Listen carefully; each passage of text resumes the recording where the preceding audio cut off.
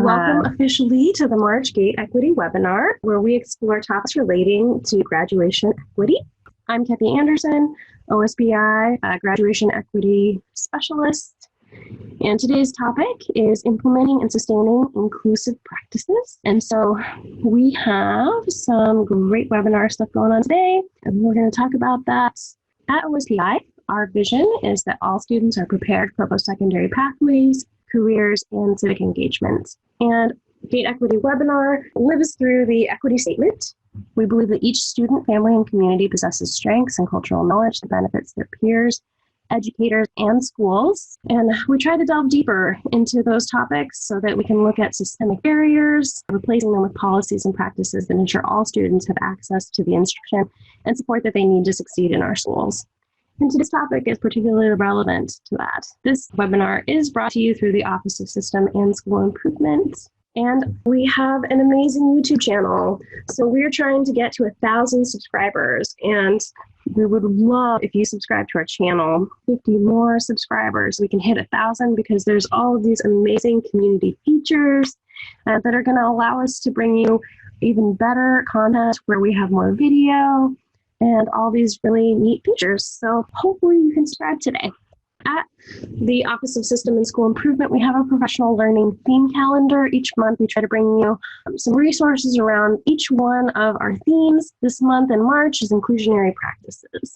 This afternoon, we're also going to continue this conversation at 3 o'clock. We have Paula Kitzke with us all day today. We're so lucky.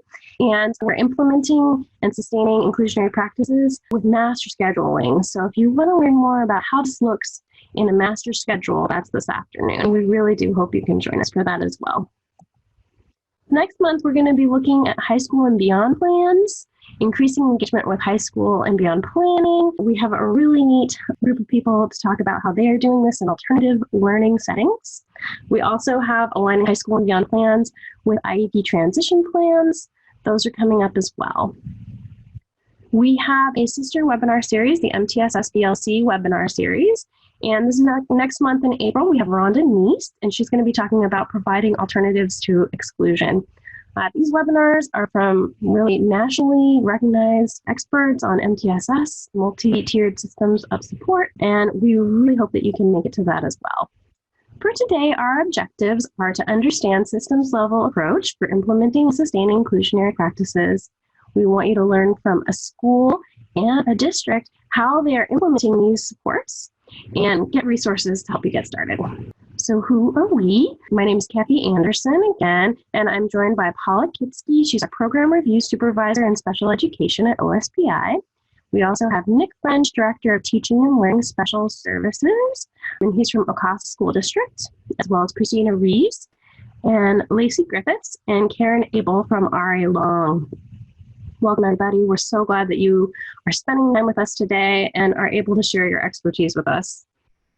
Paula, would you like to talk a little bit about why we should focus on implementing and sustaining inclusionary practices? I sure would. It's because it's the right thing to do. That is the nutshell version of that question. And when we talk about students and learning, when we talk about students with disabilities, we talk about all students, not just a subpopulation or a subgroup of students. We know that there have been a number of initiatives from OSPI around students who are EL, students of poverty, and students with disabilities. And so when we look at practices, we really want to make sure that we're talking about all students, because we know that students who are included do better academically and behaviorally, as well as socially. And with that, we're going to begin.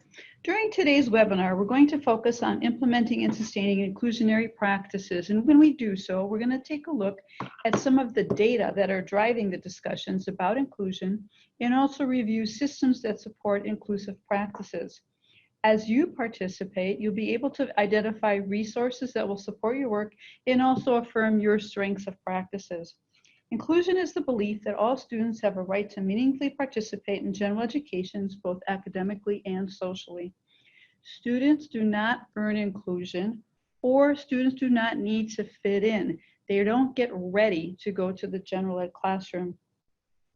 We really should all be working from the least dangerous assumption. The starting point of every child's educational need is the general education classroom. If you hold to the belief of inclusion, you honor the adage of presumed competence. Research is clear, inclusion benefits all students, not just students with disabilities.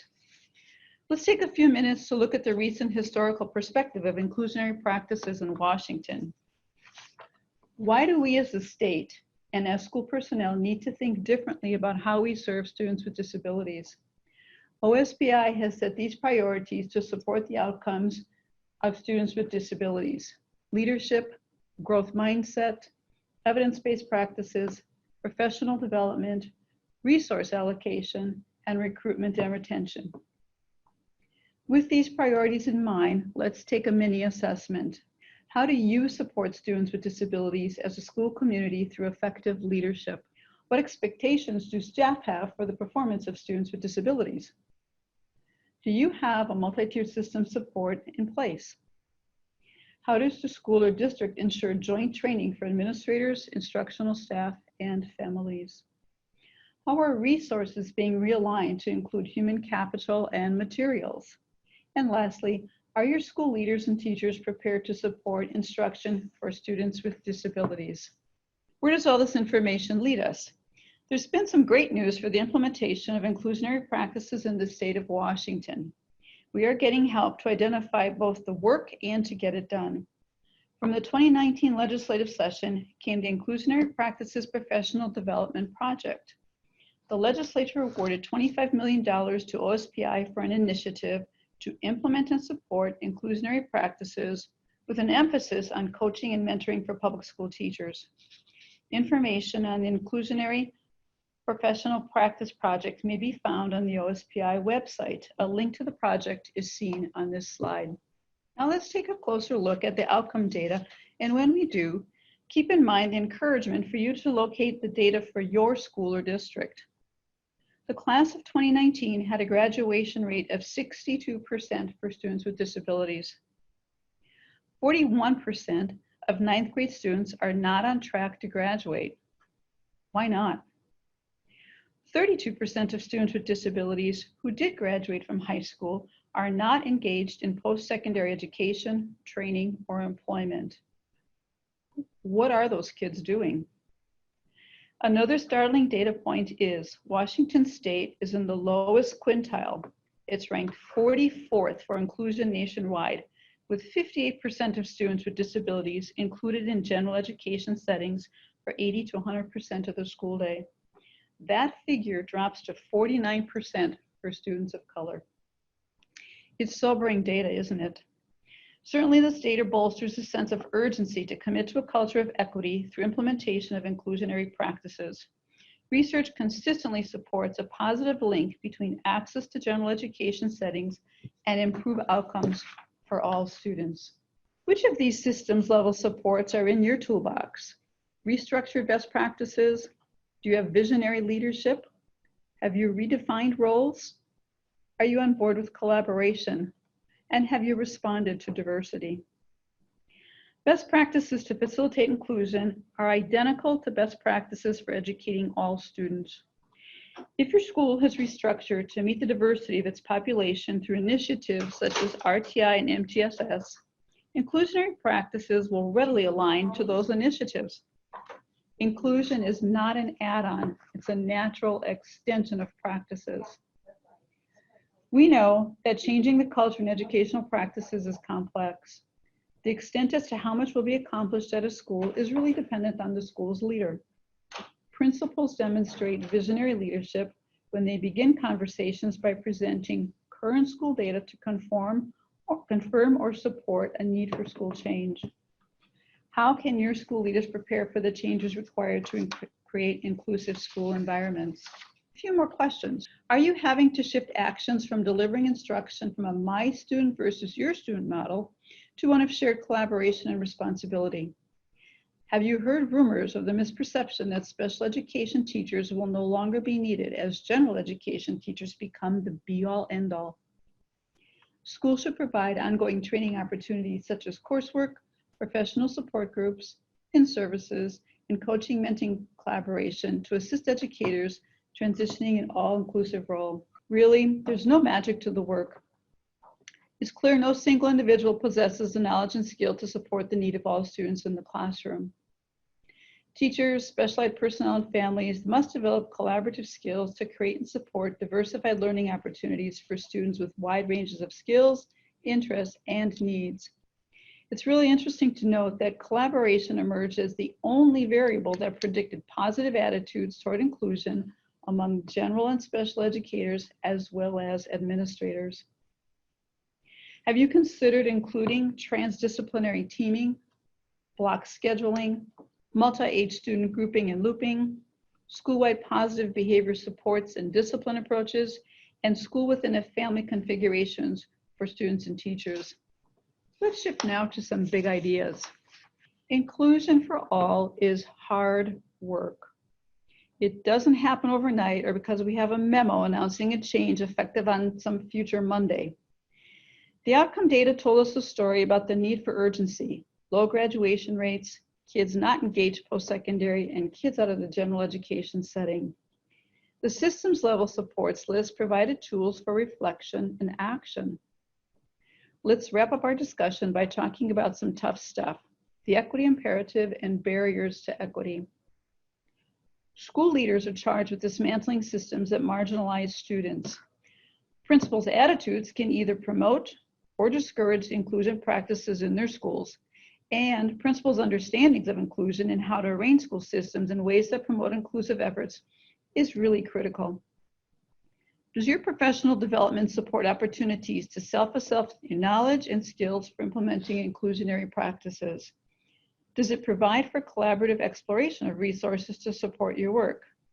Some questions around barriers to inclusive practices to consider are, in your practice, what perpetuates low expectations for students with disabilities?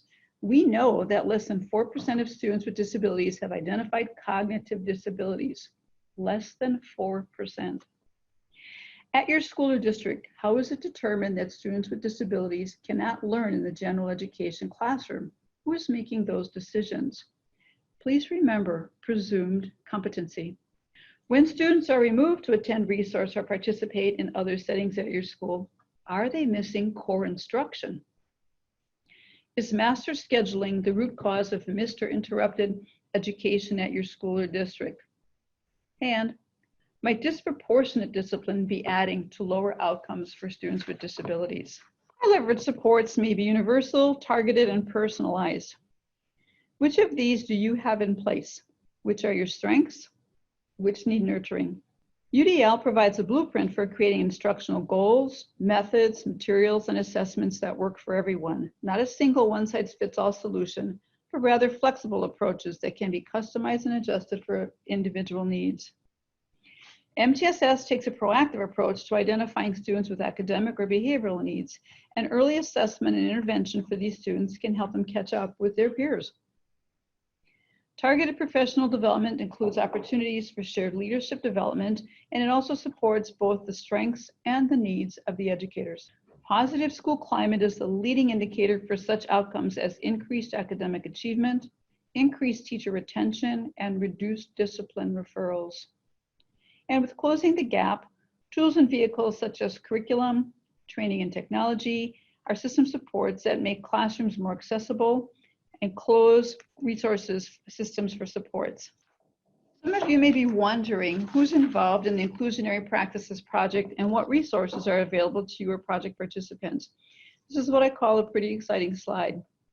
In rows 1 through 5, you will note the many partners working collaboratively on this initiative. The lead project for the project is the Center for Strengthening the Teaching Profession, a nonprofit group that has worked with OSPI for over 15 years on various initiatives. Of particular interest to point out is the Inclusionary demonstration site noted in row 3. Interested folks may access demonstration sites to see best practices of inclusion and also meet with staff who make it all work. Again, for detailed information, please consult the IPP website.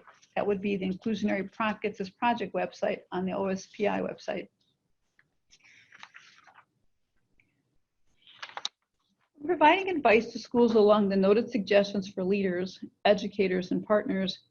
Completion of the LRE self-assessment tool will provide guidance on accountability measures that reflect high expectations for all students. Remember, presumed competency. The LRE assessment tool may be found on the Inclusionary Practices Project webpage. The assessment is completed by school teams to include administrators, teachers, support personnel, and related service staff. Thank you for your work as you support students with disabilities.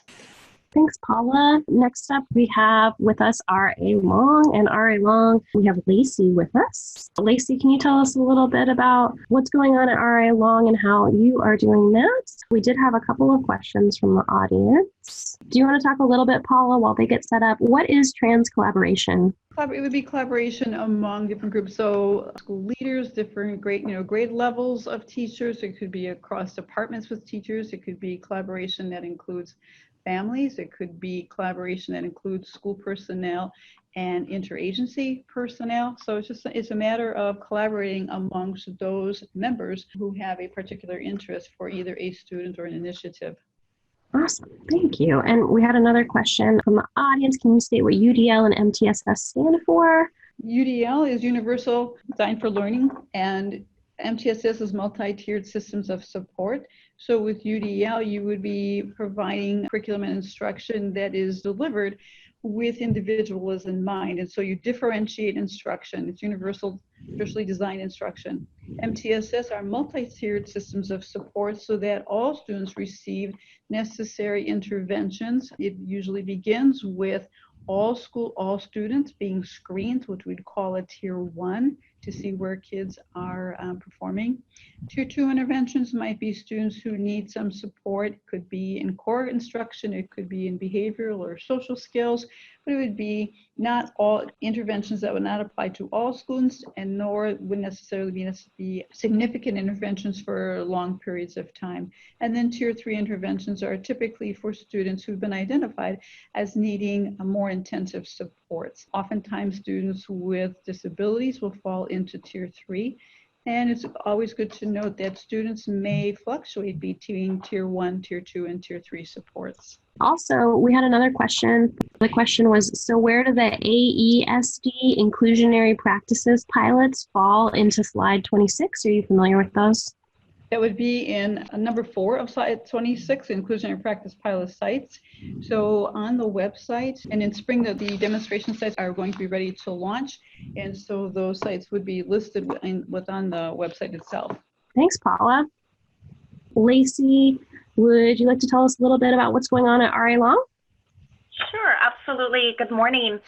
My name is Lacey Griffiths. I'm assistant principal here at RA Long, and I also oversee the special education. We are going to talk a lot about special education, but just know that these inclusionary practices are all encompassing with our EL kiddos and so on. We are in Longview, Washington, so along the I-5 corridor, about an hour north of Portland. About 855 kiddos, and we have in the last couple of years, the last 10 years or so, about a 60% grad rate to over 95%. And we'll talk a lot about how we got there, but a lot of this has to do with our inclusionary practices as well. We've been a site of distinction here for the last 4 or 5 years. And then the reason we ended up here on our OSPI webinar was because we recently had a special education audit and had a 95% on that audit, which people were impressed with the inclusionary practices and the mindset in general. Why it was that we started looking at the inclusionary practices in general, we looked at, when I got here 8 years ago, we had a self-contained BD program.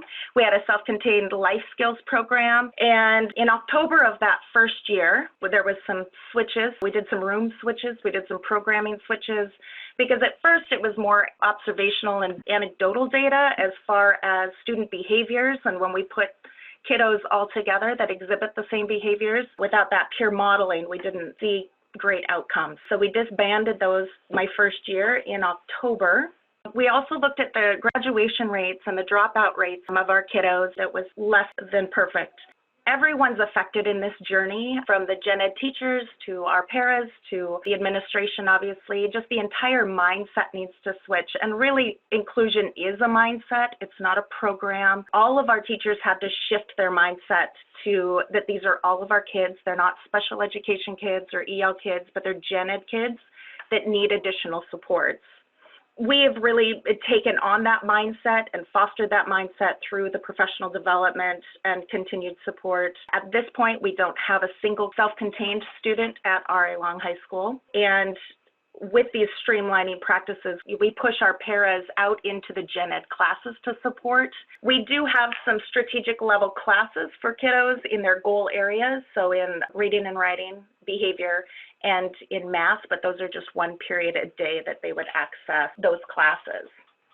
So as far as strategies for the school-wide inclusion, really, we took our paras first and foremost, and they get a great amount of training. We have a weekly para PLC where we all are talking about whether it's behaviors or academics, what things are missing in general. If a teacher is not supporting the accommodations or modifications on their IEPs, how are we going to approach that? We run a D&F list every single week that is given to the paras.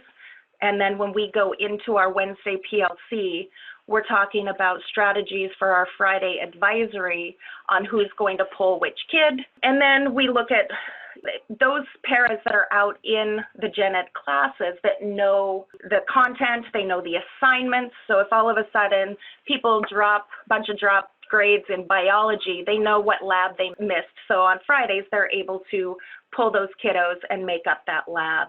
They also receive all of the staff training that our teachers do as well, and we run that through the PLC as well.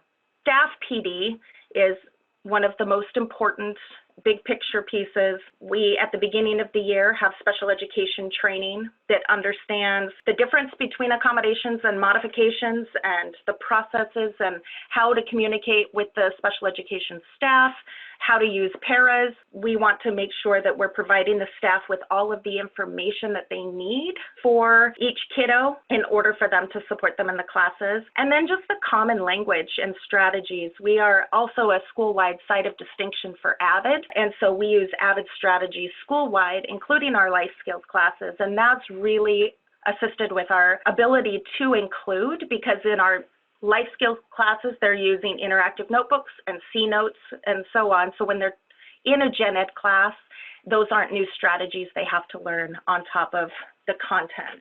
And really going back to, and I'll continue to go back to that mindset, is absolutely imperative that we have people on the bus that have the same like mindset, and then we can all move together and support one another. This is, each case manager breaks down the information. This Google Doc is fluid and our staff has access to this. So it is, I've cut off the names obviously on the left-hand side, but it's a quick visual of here's which kids get which accommodations and modifications. It also has things that are unique to that student, then some testing pieces, goal areas, the disability category, and then who their case manager is, and then what their transition plan is. So everyone has the same information and we're all working. It's a quick run through for teachers if they need to know who has copies of notes or extended times or so on and so forth. At the beginning of the year, this is a brochure, so it's a couple pages here, but when we're training staff every year about reminding them what an accommodation is, I'll flip back and forth here, what an accommodation versus a modification, how to use para, what is a para role, what is the teacher role, so we make sure that everyone is clear on that, what to expect from your special ed case managers and from our team, and then what's expected from the teachers. And then just making sure they remember that they're on IEP at a glance is attached to Skyward, so if people aren't doing that, that's really helpful. And then that they are looking at the Google Doc and making sure they know what all their accommodations and modifications are. And then the ever long list of acronyms, making sure that everybody's on the same page with those, and that we're always looking at least restrictive environment and what is that appropriate placement. So I'm going to introduce you to Mrs. Christina Reeves. She's a gen ed social studies teacher, and she has everywhere from life skills kiddos all the way through. So she gets a majority of our kids that are mainstreamed in the gen ed for social studies. Hello. I've been teaching for 27 years, so this is my 7th year at RA Long. And as Lacey said, I teach U.S. history. I'm also an avid elective teacher, and I also have a graduation class. And I previously was at the middle school for 6th and 7th grade. And so inclusion in my classroom over the years, it looks and sounds the same. The expectations are the same for all individuals. So when I'm talking about all those students being able to meet the expectations in different ways, it's both academics and behaviors. There has to be consistent structures in place from the beginning for students. Even from the seating charts, and then setting up that culture of learning for everyone and that support piece that they feel amongst each other. They have to have kind of the repetition of those structures and specific strategies. So if you're looking at that repetition in writing, they have to be able to see sentence frames to know that they can have that learning being done. For reading, you have to have vocabulary activities and marking the text. They have to have collaboration pieces so that they are supported by their peers and each other for their clarity, so they can turn and talk to each other and be able to know that they are on the right track with their thinking. And you also have to have an organizational piece, whether that is, as Lacey said, we have IMBs and keeping it very structured for them. Sometimes even, this is where I need you to tape this into. So that way they know that they're doing the success piece as much as possible for themselves as well as for their learning. When I'm preparing for class, it's crucial to include all students that we're thinking about. So you have to think of, do I need to get a copy of notes for them? Do I need to have this be a fill-in notes because it is so content heavy? The other thing is the examples. I will always do something that is an example with them, and then that we'll do something as a group, and then they'll collaborate with each other for understanding and then be able to go on with their own self. So that's that collaboration piece that shows their learning as well. You also have to have some oral responses from students through their questioning.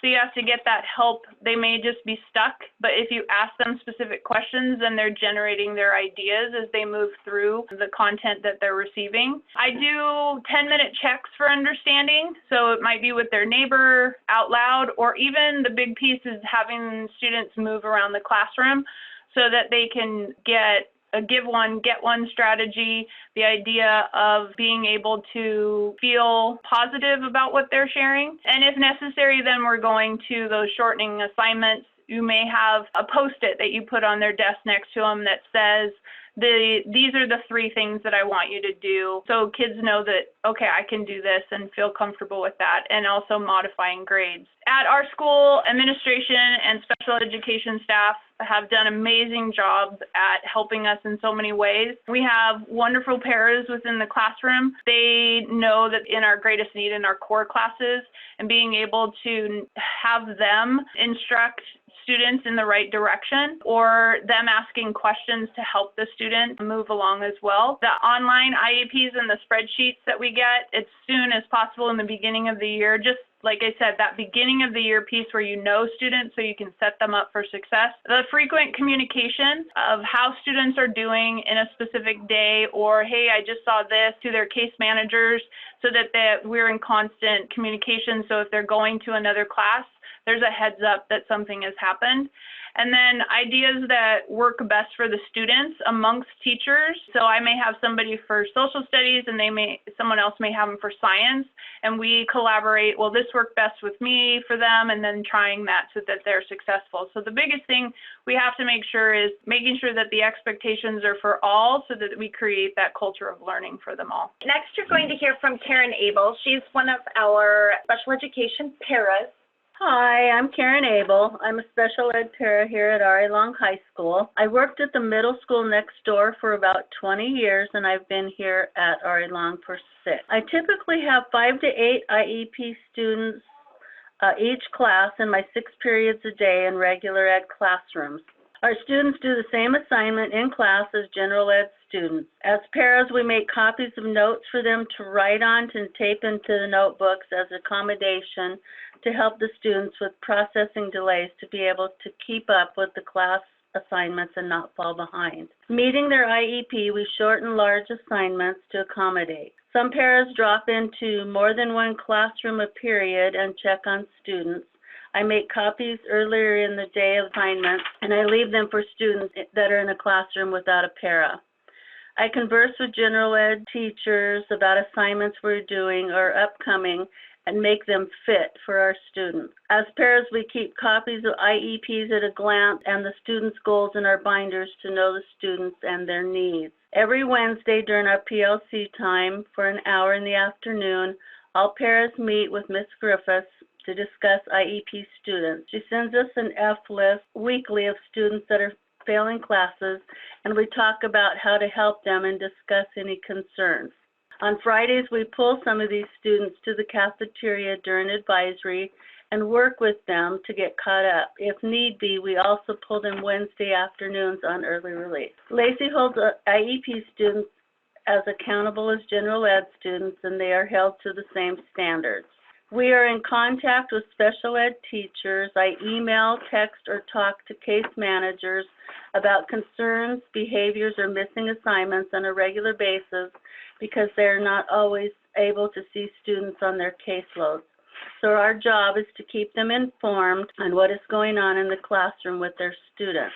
I try to go to IEP meetings to help input because we spend so much time with our students and we sometimes have insight the teachers don't have. I feel very appreciated and supported here at RA Long from administrators and staff as we work with students. Thank you. So there are some key strategies and interventions, and some of these will be repetitive from what you've heard before. But as far as the systems of information flow that you've heard from both the para and the teacher is vitally important to the success of kiddos with a full inclusion model. We can't do this in isolation. We always have to know where they are, which is why the weekly grading list. We do run a weekly DNF list for EL kiddos as well as our Gen Pup. And then the Google surveys, we send Google surveys out to the Gen Ed teachers by goal area. So we're getting really specific feedback on where they are in comparison to their peers. And then we have a weekly student support team meeting. Teachers bring up names, our counselors bring up names, and it's a wraparound group of our mental health specialists, our counselors, our administration, our SRO. Everyone's in the room, our school psychologist. We have everyone in the room to really be able to wrap around and make sure that even outside the classroom, they're getting the supports they need as well, whether it's food, we have our own pantry, whether it's clothing, we have a clothes closet, or just removing those barriers. They may need to do their laundry here or do their showering here, but just make sure we're removing the barriers and the excuses for them to be able to succeed. Support, we have to believe in the students until they believe in themselves. And we tell the kiddos all the time, it's not a matter of whether you can or can't, it's you will. And we put those supports in place, whether it's sentence frames, consistent strategies across all content, but making sure that we continue to believe in their progress and believe in what they can do. So really it's an asset mindset, not a deficit mindset. So we're always looking at what is that they can do and building upon that instead of dwelling on their deficits, which they are very aware of their deficits of their entire lives in education. We truly believe that there's not an opportunity gap, but an expectation gap. And we hold our kids to high standards because of that. We have to have those expectations. And a lot of times our kids that come in with behavior goals from the elementary and the middle, we write those behavior goals out by their sophomore year because we are so consistent in our expectations and the consequences that come with that expectation. It's safe in that supportive environment where they can thrive.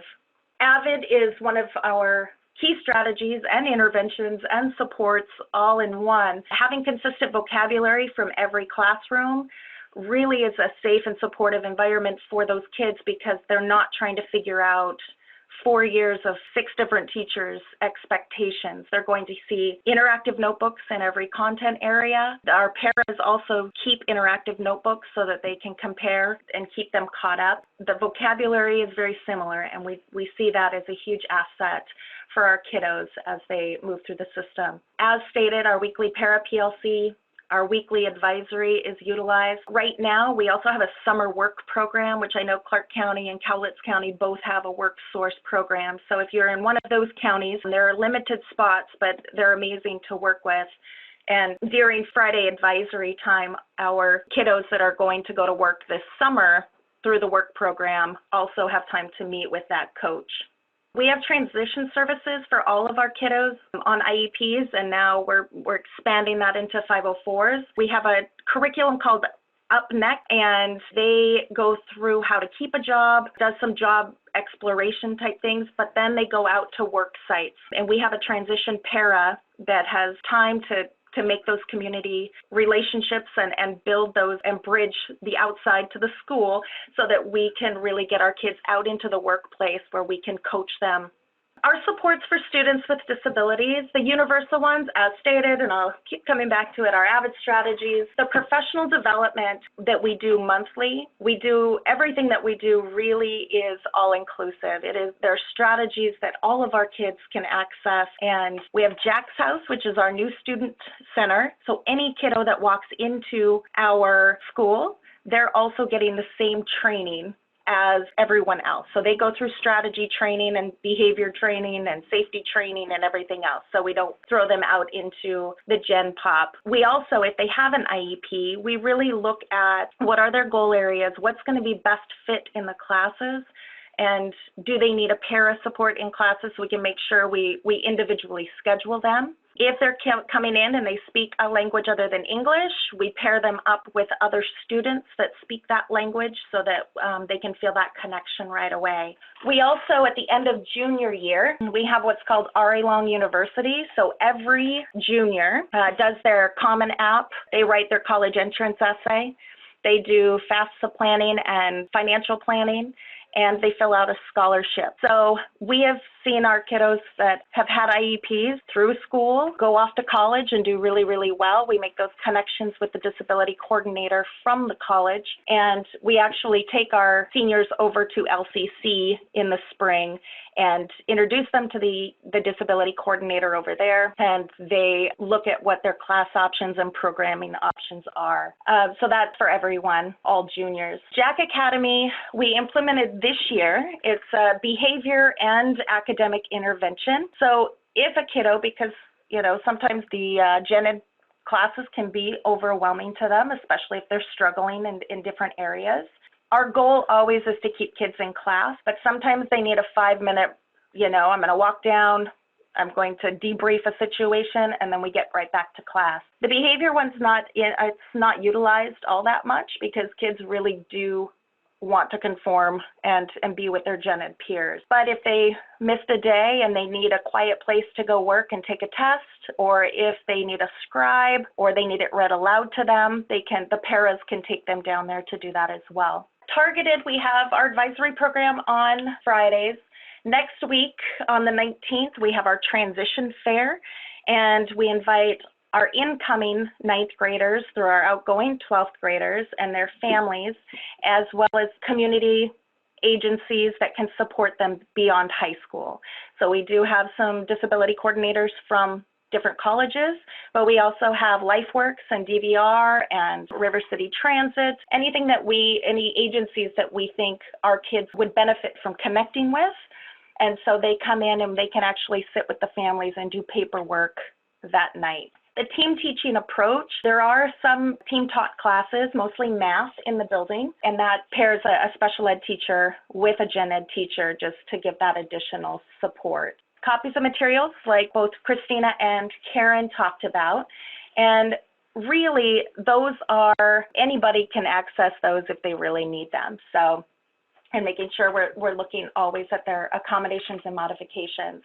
The personalized supports really come in with transition and making sure that if kids are college bound or work bound or wherever they need to be beyond here, we're preparing them for that.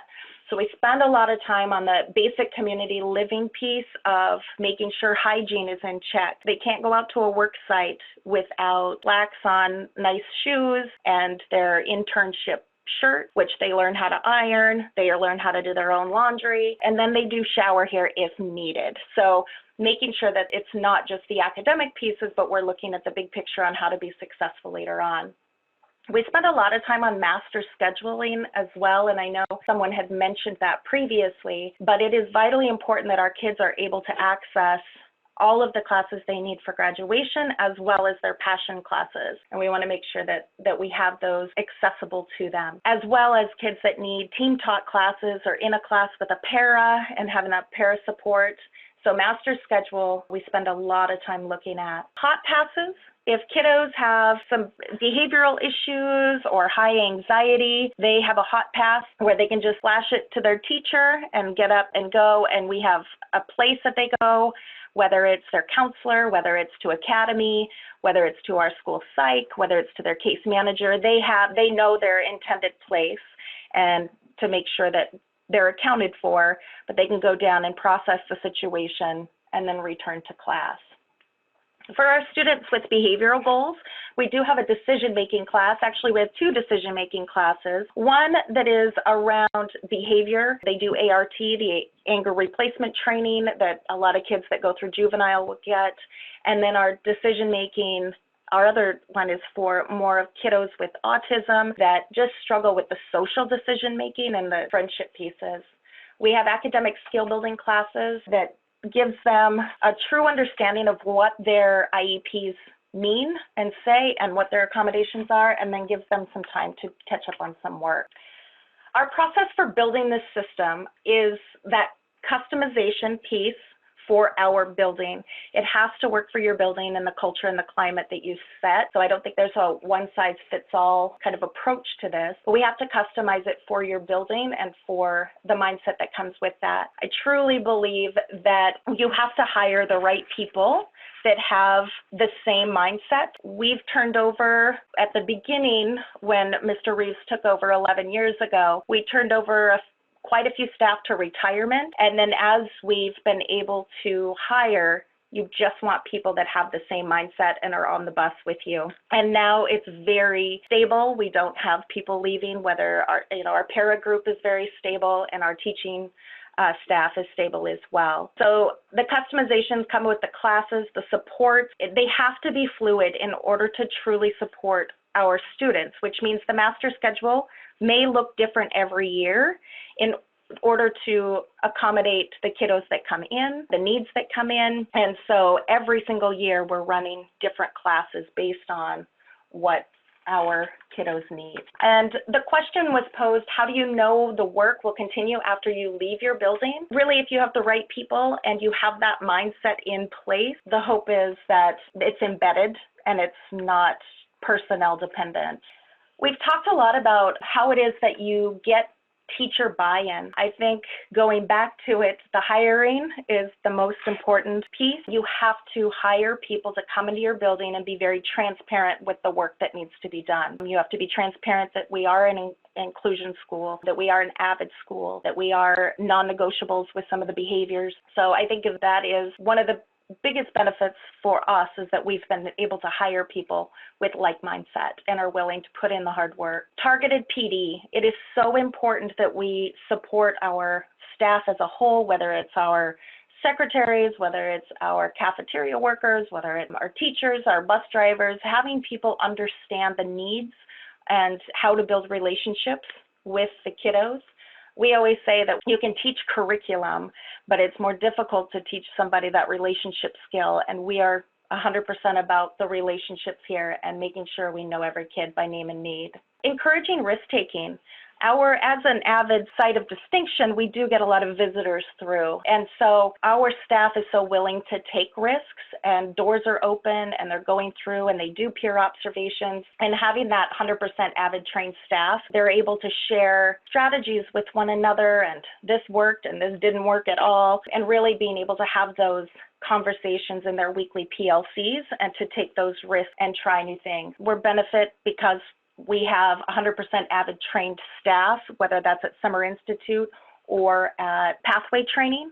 So everyone's on the same page. And those strategies are beneficial for all kids. We use academic language strategies. We're using culturally relevant teaching strategies. We just had a big training on Friday where we had a culturally relevant teacher come up from San Diego.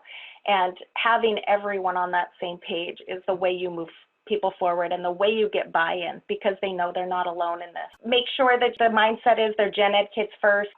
We always say gentle pressure relentlessly applied, and just hiring staff, continuing that quest for greatness.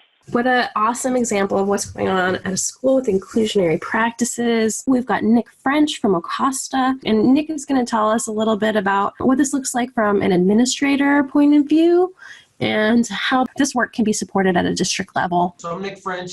My district, I'm down at Ocosta, which is out in Westport on the coast. Picture you see there is we're the school district that built the tsunami tower. So that's typically people might realize is that. My experience has been a para all the way through teaching and learning director. You can see that there. All that says is I've been around a while. So what started me looking at inclusionary practices as a teacher, I didn't have the curriculum. I wasn't provided curriculum. And as a middle school low incident caseload in a middle school, so my kiddos were Down syndrome, IQs below 70, but were in their neighborhood school because they had high adaptive skills.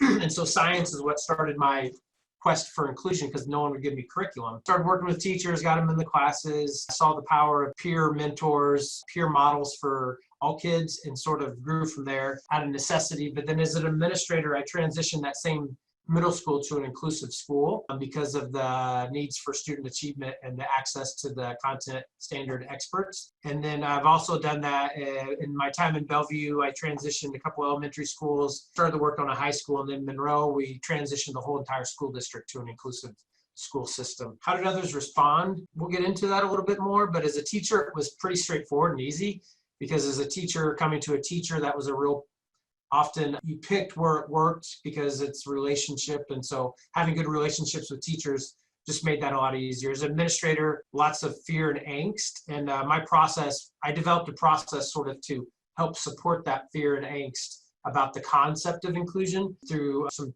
processes and technical changes.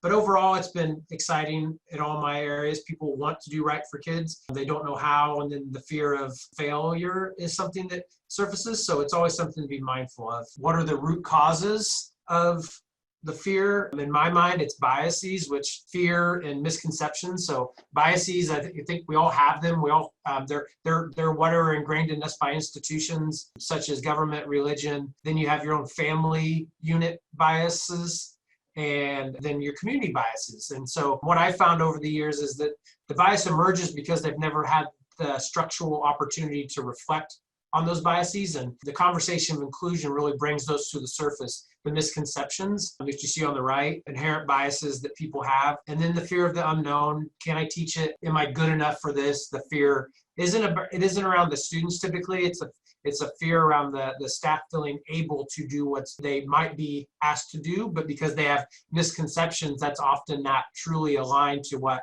it'll look like.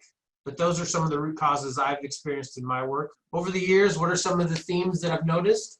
It's emotional. Back to the biases. The reason it's emotional is because people knowingly or unknowingly hold deep-seated beliefs about it. And so you have to design processes and support systems that allow people to process through those emotions. Building administrators are the most important. I'd love to say that it's because of me that all those implementations went well, but it's not. I like to describe it as I have a thread tied to the back of a principal at the district office, and the principal has a rope tied to teachers. And so it really is the guidance of the building principal that inclusion is most effective. Also, that's how it becomes sustainable, when it becomes part of a building culture, not part of a district thing or initiative. Themes, general ed teachers think there's some magic happening down in special education, and not in a negative way. They just feel relief when those kids go down there because they know they're getting the things they feel they need. And they, in most cases, feel they can't do it themselves. But the magic of special ed has to be processed. I've also encountered special education themselves unwilling to change. They like to collect the kids. They like to control them in a room. They like to decide what they do. And sometimes I have to work with special ed as much as gen ed about inclusion because of those practices. More people is not always the answer. I think there's sometimes nothing worse you can do than throw another untrained staff into a situation without a plan. It only then compounds the classroom teachers need to manage people. And when you don't have a plan, it's unclear how to manage those people. So more people isn't always the answer. It can be a short-term solution to bridge a situation, but often it increases more problems for the system and for the kids. The other themes I've noticed is that the first 3 months of a transition are the most challenging and the most unsure for people. But if you can support them through that first 3 months, it all settles out mostly. And then you have the kids' needs that truly needs emerge. What that is I believe it takes a teacher about 3 months to get to know a kid well. And when they have a bias about those kids coming in, they have to process that bias and rectify that with the individual they see in front of them. And it happens consistently in every setting I've done it in, that 3 to 4 months, all of a sudden the major concern stops cycling up and you start hear teachers talking about, oh, Johnny knows how to do this, he doesn't know how to do that, and I know what Johnny likes, and so now we have a good relationship, or Janie is a strength here, and it really seems to settle in after the first 3 months. Strategies. Treat the concept of inclusion as a cognitive behavior. There's evidence-based strategies for supporting change in cognitive behaviors. I find this establishing language, creating new systems, and replacing existing systems with procedures, protocols. All these things provide support for teachers to start the process, new behaviors. Use common language, visuals. As a special ed district office administrator, it's my job to inform everyone's attitude about inclusion. Inclusion isn't a personal belief system, it's a special ed practice. And as the special ed administrator, you're the expert of special education in your district. And so you have an obligation to make sure all staff have the appropriate understanding of inclusion. Collaboration with building administrators is a key. Master schedule work, like mentioned earlier. These things are super important. Helping them hire, supporting them with stressful situations, helping them through their plans anyway to build that relationship and help them be successful is a key. Staff cheerleader is really important. Board meeting, celebrate collaboration, things like that are really important. They honor the work. Having visitors come in reaffirms that they're doing good work. Be willing to step in and do the work when necessary. I've modeled co-teaching before. I have done classroom observations of students for teams so they can get better information. Just be willing to get in the trenches. When supporting teachers, keep the focus on kids. You can have a really supported staff in a school where everyone's happy and nothing positive is happening for kids. And so our support has to always be laser focused on student outcomes. Even when you're working with a teacher around struggles, you got to keep the kid at the front. Find teacher leaders, manage expectations. My first year of all implementation is lowering expectations, not raising them, because it's relationship in a lot of the work. I tell people it's going to be dirty, it's going to feel weird, it's going to be awkward because we're reestablishing different relationships. So expect that, and it's okay to sit in that for a while to figure it out before we worry about how effective we are. And that seems to go a long way with staff. Process for building a system. First thing I like to do is create common language. I create a visual of the continuum of service with language, with supports along that system so it's clear to everyone. I typically redo the special ed handbook and update that with staff input. Tighten up things like guidance team processes, IEP meeting agendas, providing scaffolding and structure to processes that allow quality decisions to be made. Provide specialized training. So I bring a co-teach trainer in, a national co-teach trainer who his name will be at the end of this under resources. The reason I selected this company is because she does a model classrooms setup where it works with teachers, and then after a few meetings they start to she will get in a class with another teacher and teach a lesson while others observe, and then they go back and debrief that lesson. And really at the heart of it, what she's actually doing is teaching people how to plan together. It's not even as important. The co-teaching actually happens when people learn how to plan together and see that in action, see the results in action. Big proponent of celebrating staff. Board meeting presentations around collaboration are often something I do with simple certificates, pictures, kudos, and it doesn't have to be expensive. You don't have to buy them gift cards. Recognition goes a long way for this. After you start getting movement, it's important for district office administrators to review policies, budgets, the evaluation process, building plans, provide reports to stakeholders, school boards, and community that are inclusive of so rewriting policies to make sure we're not creating barriers, making sure that the evaluation process is accurately accounting for students with disabilities in classrooms and the requirements that each framework has for that, making sure that district building and team plans, if not by name support inclusion, have processes that facilitate inclusion. So collaboration, common planning time, professional development, and then exploit those with staff's relationships. Make your moral imperative about the work clear, the non-negotiables, which were mentioned earlier. People have to know that if you work here, this is what we do, and we will support you and we'll help you grow in those areas, because that's what we all need.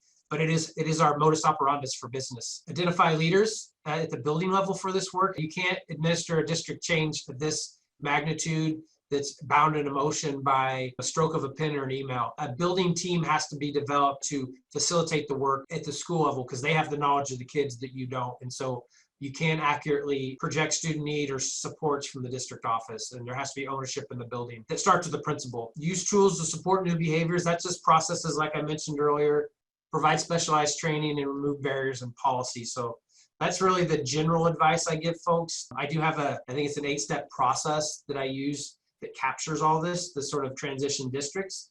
Be happy to share that if anyone wants to reach out to me about that. The books, so everything I do isn't mine. It's a collection of great people. I just happen to be good at collecting that. Great people put in the systems. But if you're a special ed administrator and you don't have a handbook of leadership for special education administrator, I put a PO in today to order that. 27 states across the country require a certain mix of education and certificates for special education leaders, because it is a unique field of leadership unto itself. And so I always advocate for people to work from that framework, because it helps address the work more efficiently.